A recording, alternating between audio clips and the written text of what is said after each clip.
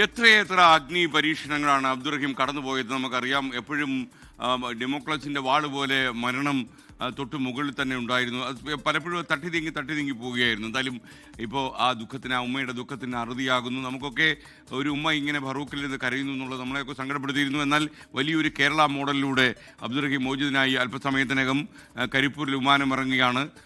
ഇപ്പോൾ ജിദ്ദയിൽ നിന്ന് ജലീൽ കണ്ണമംഗലും, റിയാദിൽ നിന്ന് CP മുസ്തഫയും, അതുപോലെ കരിപ്പൂരിൽ നിന്ന് ദീപക് തരമടവും, ഫറൂഖിൽ റഹീമിൻ്റെ വീട്ടിൽ നിന്ന് അജി കുഞ്ഞുമോനും ചേരുന്നു. ആദ്യം ജിദ്ദയിൽ നിന്ന് ജലീൽ ചേരുന്നു.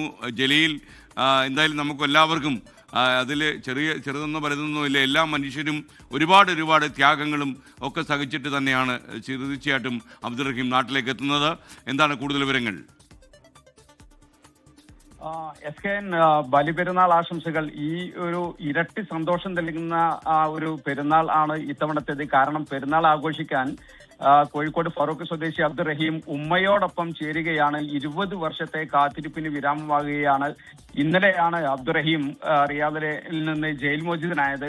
ജയിൽ ഉദ്യോഗസ്ഥർ തന്നെ റിയാദിലുള്ള വിമാനത്താവളത്തിൽ അദ്ദേഹത്തെ എത്തിച്ചു. ഇമിഗ്രേഷൻ ഉൾപ്പെടെ എല്ലാം പൂർത്തിയാക്കിയത് ജയിൽ ഉദ്യോഗസ്ഥരാണ്. രാത്രി 12 മണിക്ക് ശേഷം വിമാനം പുറപ്പെട്ടു.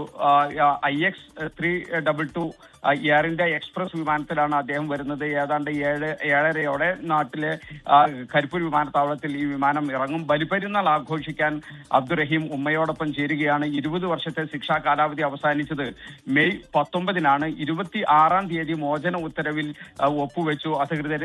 ഫൈനൽ എക്സിറ്റ് ലഭിക്കുകയും ചെയ്തു. ഇപ്പോഴിത് അബ്ദുറഹീം നാട്ടിലെത്തുകയാണ്. 2 പതിറ്റാണ്ടിന് ശേഷമാണ് അബ്ദുറഹീം നാട് കാണുന്നത്. ഈ ഒരു നിമിഷത്തിന് വേണ്ടി കാത്തിരിക്കുന്നത് അബ്ദുറഹീം മാത്രമല്ല, ഉമ്മ മാത്രമല്ല, ഓരോ മലയാളിയും കാത്തിരിക്കുകയായിരുന്നു. കാരണം അവരെല്ലാം കൂടിയാണ് അബ്ദുറഹീമിനെ ഈ വധശിക്ഷയിൽ നിന്ന് മോചിപ്പിച്ചത്. കൊല്ലപ്പെട്ട സൗദി ബാലന്റെ കുടുംബം ആവശ്യപ്പെട്ട ദിയാധനം 15 മില്യൺ റിയാലായിരുന്നു, 34 കോടിയോളം ഇന്ത്യൻ രൂപ. അതും അതിനപ്പുറവും മലയാളികൾ ഒറ്റക്കെട്ടായി സമാഹരിച്ചു. 47 കോടിയോളം രൂപയാണ് നാം എല്ലാം കൂടി സമാഹരിച്ചത്. മാപ്പ് ലഭിക്കാനുള്ള ചർച്ച ആരംഭിക്കുന്നത് 2023-ൽ മാത്രമാണ്. കാരണം അനന്തരാവകാശികളുടെ പ്രായം, അതായത് കൊല്ലപ്പെട്ട സൗദി ബാലന്റെ സഹോദരന്മാർ അന്ന് ഈ കേസ് കൊലപാതകം നടക്കുന്ന സമയത്ത് കുട്ടികളായിരുന്നു. അവർക്ക് പ്രായമാകുന്നവരെ കാത്തിരിക്കുകയായിരുന്നു. ഏതായാലും 2024 ഏപ്രിൽ 16-ന് മുമ്പ് 15 മില്യൺ റിയാൽ നൽകിയാൽ മാപ്പ് നൽകും എന്നായിരുന്നു പറഞ്ഞത്. അത് നാം കൃത്യസമയത്ത് സമാഹരിച്ച് നൽകുകയും ചെയ്തു. Okay, thank you Jaleel Kannamangalam. ഇനി റിയാദിൽ നിന്ന് CP മുസ്തഫ ചേരുകയാണ്. അവിടെ നിയമസഹായ സമിതിയുടെ പ്രതിനിധിയാണ് CP മുസ്തഫ. അദ്ദേഹം ശരിക്കും പറഞ്ഞാൽ അവിടുത്തെ നിയമസഹായ സമിതി ഇതിലൊരു വലിയ റോള് വഹിച്ചിട്ടുണ്ട്. ഒരുപക്ഷെ അവരുടെ നിരന്തരമായ പ്രയത്നം ആണ് ശരിക്കും അബ്ദുറഹീമിനെ പുറത്തേക്ക് കൊണ്ടുവന്നിരിക്കുന്നത്. ഈ ധനം സമാഹരിക്കാൻ ലോകത്തിലെ മലയാളികളെല്ലാവരും പ്രയത്നിച്ചിട്ടുണ്ടെന്ന കാര്യം മറന്നുകൊണ്ടല്ല ഞാൻ ഈ പറയുന്നത്. CP മുസ്തഫ തത്സമയം റിയാദിൽ നിന്ന് ചേരുകയാണ്. മുസ്തഫ, പെരുന്നാൾ ആശംസകൾ. ഒരുപക്ഷെ നിങ്ങൾക്കൊക്കെ തന്നെ, പൊതുവെ നമുക്കൊക്കെ തന്നെ സന്തോഷിക്കുന്ന ഒരു ദിനമാണ്. നമ്മുടെ ഒരു സഹോദരൻ വധശിക്ഷയിൽ നിന്ന് മോചിപ്പിക്കപ്പെട്ട് നാട്ടിലെത്തുന്നു. ഇതൊരു ചെറിയ കാര്യമല്ല. ഇനിയൊരു 10-15 മിനിറ്റ് കഴിയുമ്പോൾ കോഴിക്കോട് കരിപ്പൂർ വിമാനത്താവളത്തിൽ ഇറങ്ങും. എന്താണ് ഈ നിമിഷത്തിൽ മുസ്തഫയ്ക്ക് നമ്മുടെ ലോകമെമ്പാടുമുള്ള മലയാളി പ്രേക്ഷകരോട് പറയാനുള്ളത്? വളരെ വളരെ സന്തോഷമുള്ളൊരു നിമിഷത്തിലാണ് ഇപ്പോൾ ഉള്ളത്.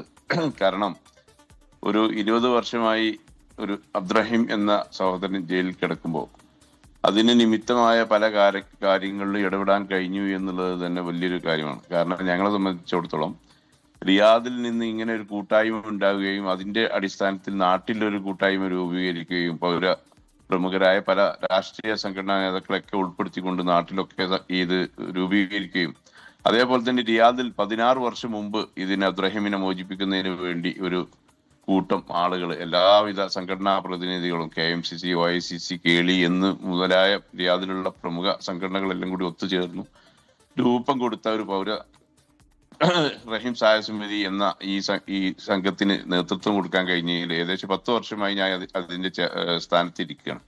ഞങ്ങളെ സംബന്ധിച്ചിടത്തോളം ഇതിലേക്ക് ഇറങ്ങിത്തിരിക്കുമ്പോൾ ഒരു വലിയ ദൗത്യമായിരുന്നു. ഈ വലിയ സംഖ്യ എങ്ങനെ സംഘടിപ്പിക്കാൻ കഴിയും എന്നുള്ളത് പല നിലക്ക് ഞങ്ങൾ ആലോചിച്ചപ്പോൾ ആ ഒരു സംഖ്യയിൽ എത്തിപ്പിടിക്കാൻ കഴിയില്ല എന്ന് പറഞ്ഞ് പല ആളുകളും പിന്മാറിയപ്പോഴും, പല പ്രമുഖരായ വ്യവസായ പ്രമുഖർ പോലും പിന്മാറിയപ്പോൾ ഞങ്ങൾ ഒറ്റക്കെട്ടായി മുന്നോട്ട് നീങ്ങി. ഈ സംഘടനാ പ്രതിനിധികളും മറ്റുള്ള സാധാരണ പ്രവർത്തകരൊക്കെ ആ ദൗത്യം വിജയിപ്പിച്ചെടുക്കുക എന്നുള്ള ദൗത്യത്തിലേക്ക് ഞങ്ങൾ പ്രവാസ ലോകത്തുള്ള എല്ലാ ആളുകളുമായി ബന്ധപ്പെടുകയും അതിന്റെ അടിസ്ഥാനത്തിൽ നാട്ടിലും മറ്റുള്ള പ്രദേശങ്ങളിലും ഞങ്ങൾ ഏകദേശം നിങ്ങൾക്കറിയാം ആ തുടക്കത്തിൽ മെല്ലെ പോയിരുന്ന ആ ഫണ്ട് ക്രൗഡിങ് ഏകദേശം നോമ്പ് 27 എന്നുള്ള സമയത്ത് അത് ഒന്നോ രണ്ടോ ദിവസം കൊണ്ട് ആ ഫണ്ട് ഫുള്ളാവുകയും അതിൽ കൂടുതൽ സംഖ്യ വരികയൊക്കെ ചെയ്തു. അപ്പൊ ഇതിനെ സംബന്ധിച്ചിടത്തോളം റഹീം എന്നുള്ള ഒരു വികാരം മനസ്സിൽ എല്ലാ ആളുകളും മനസ്സിൽ ഞങ്ങൾക്ക് ഇത് എത്തിക്കാൻ കഴിഞ്ഞു. കാരണം റഹീം എങ്ങനെയെങ്കിലും പൈസ ഇല്ലാത്തത് കൊണ്ട് റഹീമിന്റെ തല അല്ലെങ്കിൽ പിന്നെ ആ വധശിക്ഷ നടപ്പാക്കാൻ പാടില്ല എന്നുള്ള ഒരു ലോക മലയാളികൾ പ്രത്യേകിച്ച് ലോകത്തുള്ള എല്ലാ ഭാഗങ്ങളിലുള്ള ആളുകളും ഈ ഫണ്ട് എത്തിക്കുകയും ഈ സംഖ്യ പൂർത്തീകരിക്കുകയും അതിൽ കൂടുതൽ സംഖ്യ അതിൽ എത്തുകയും ചെയ്തിട്ടുണ്ട്. ഏകദേശം റഹീം കുറഞ്ഞ സമയം കൊണ്ട് അവിടെ എത്തുമ്പോൾ ഒരുപാട് ആളുകൾ ഇതിന്റെ പിന്നിൽ പ്രവർത്തിച്ചിട്ടുണ്ട്. ഒരുപാട് ആളുകൾക്ക് റഹീം നന്ദി പറയേണ്ടതുണ്ട് എന്നുള്ളതാണ് ഈ അവസരത്തിൽ എനിക്ക് പറയാനുള്ളത്.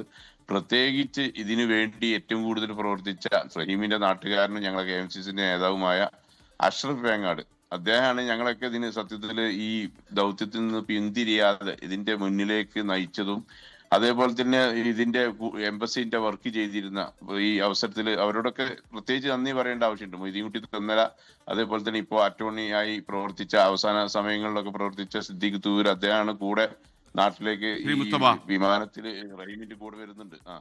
മുസ്തഫ, ഈ അഷ്റഫ് ഇപ്പോൾ എവിടെയാണുള്ളത്? അഷ്റഫ് നാട്ടിലുണ്ട്. അഷ്റഫ് നാട്ടില് റഹീമിനെ സ്വീകരിക്കാൻ എയർപോർട്ടിൽ ഉണ്ടാവും. അഷ്റഫ് കോഴിക്കോട് എയർപോർട്ടിലുണ്ടല്ലേ? ഓക്കെ. എന്തായാലും നിങ്ങൾ ചെയ്ത കാര്യം, ഒരുപക്ഷെ നമ്മളെല്ലാവരും കൂടി ചെയ്ത കാര്യം വലിയൊരു മാതൃകയായി, അതൊരു പുതിയ കേരള മോഡലായി മാറുന്നു. Thank you CP Mustafa. എന്തായാലും നിങ്ങൾക്ക് ഒരിക്കൽ കൂടി പെരുന്നാൾ ആശംസകൾ നേരുന്നു.